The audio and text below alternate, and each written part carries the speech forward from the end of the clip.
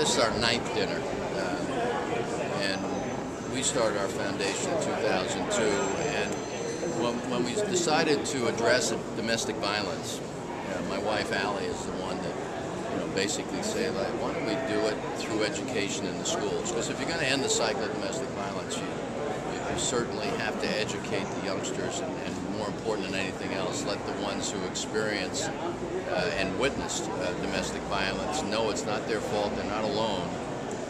Because I know growing up, I never shared it with anybody. I have friends that are going to be in the room tonight that had no idea what was going on in my house until we started our family. It's certainly sad, I guess. Sad's one of them, and the fact that this went on so long ago, and it's really just seeing the light of day right now, I think is really tough to swallow. And again, it's sort of related to what we do in domestic violence, because these are the things that are very hard to talk about. People, I don't say rather turn their back, but I'm not sure they're comfortable with how to approach it. The only thing I can think of today, and of course I only know, what I read and what you hear, and the fact that if that youngster was recognizable and the perpetrator wasn't, it may have been a different story. You may have heard it before.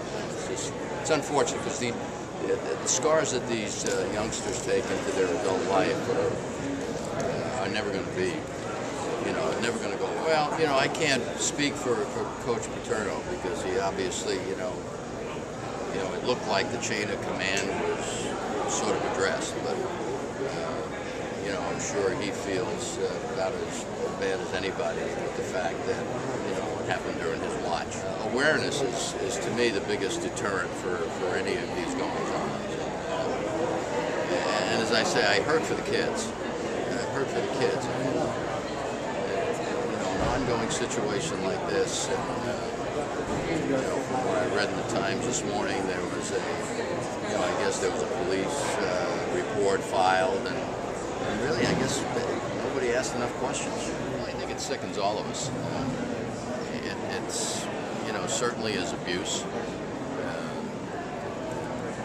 Perpetrators are very cunning in getting what they want, and the only deterrent we have, or that society has, is awareness. And we need to talk about this. I know this is a horrible thing for us to think about with what we've heard, what's true and what isn't true, I can't tell you. But the fact that it involves youngsters, and youngsters that are going to be scarred for life, that's important to us, and it should be important. It should be done well.